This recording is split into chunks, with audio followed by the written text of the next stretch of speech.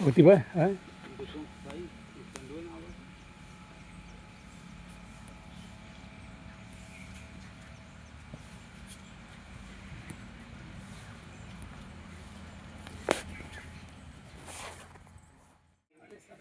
प्रांगण में स्थित संस्थापक अमर शहीद चंद्रशेखर आजाद की प्रतिमा पर माल्यार्पण करते हुए युग शिक्षक के रूप में श्री मुरारी मौर्य जी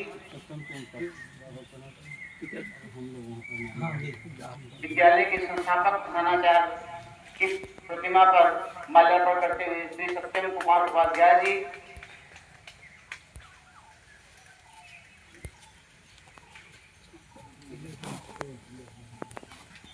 माल्यार्पण एवं धूप प्रज्वलन कार्यक्रम से वापस आते हुए विद्यालय के प्रबंधक जी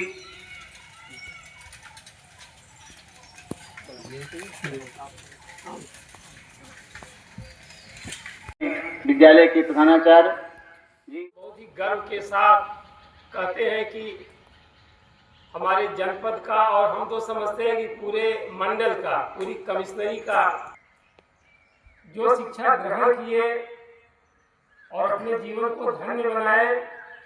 और अभी हम सब लोगों ने अमर शहीद पंडित चंद्रशेखर आजाद जी की प्रतिमा पर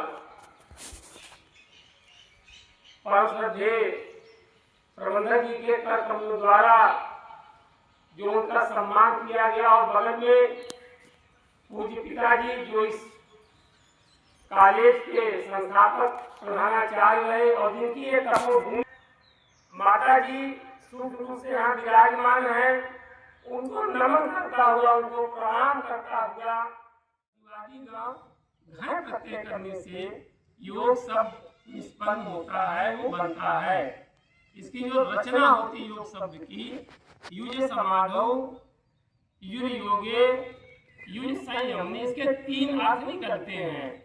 हमारे विभिन्न प्रकार के योग के एक्सपर्ट्स हैं योगाचार्य, उन्होंने इस बात को माना और महर्षि पाणिनि यहाँ बहुत ही प्रासंगिक हैं। आज भी योग अर्थात समाधि, संयमन, समाज में उससे हम क्या हार्मनी और पीस ला सकते हैं, संयमन, संयोजन, और अपने को आध्यात्मिक जीवन में कितना उन्नत कर सकते हैं, इस प्रकार के तीन प्रमुख भाव योग से आते हैं। योग के आदि, इसके जनक महायोगी आदि योगी भगवान शिव को कहा जाता है। और इसका वेदों में, चारों वेदों में, विशेषकर अथर्ववेद में इसकी बड़ी मात्रा कही गई है। कालांतर में सब ऋषियों से धीरे धीरे भगवान शिव ने हिमालय में, एक तो मानसरोवर है, दूसरा सर कांति सरोवर है, तो ऐसी मान्यता हमारी आस्था है कि कांति सरोवर के ही तट पर प्रभु शिव जी ने सप्तर्षियों को इसका उपदेश दिया और सप्तर्षियों ने नारद जी को दिया। और नारद जी चूंकि इस ब्रह्मांड के सबसे बड़े पत्रकार हैं, तो उन्होंने इसका विस्तार किया और एक क्रम से गुरु शिष्य परंपरा से वर्तमान में महर्षि पतंजलि, जिन्होंने इसका सरलीकरण किया और एक उनका पतला सा ग्रंथ हम सब लोगों को पढ़ना चाहिए, पातंजल योग सूत्रम। इसके 4 पाद हैं, 4 अध्याय, 4 स्टेप्स हैं सब। पहला है समाधि पाद। अब यहाँ थोड़ी सी शंका होगी कि समाधि पहले लाके रख दिया उन्होंने, तो रखा उन्होंने, सोच समझ कर रखा। फिर साधन पाद रखा और फिर विभूति पाद रखा और अंत में कैवल्य पाद रखा। इसमें विस्तार से जानने की अभी आवश्यकता नहीं है, केवल हम लोग एक जानते रहें सांकेतिक रूप से कि योग क्या है। तो योग से हमें वो सब कुछ मिल सकता है जो हम मानव जीवन में चाहते हैं। कहा जाता है कि योगी ही उपयोगी है।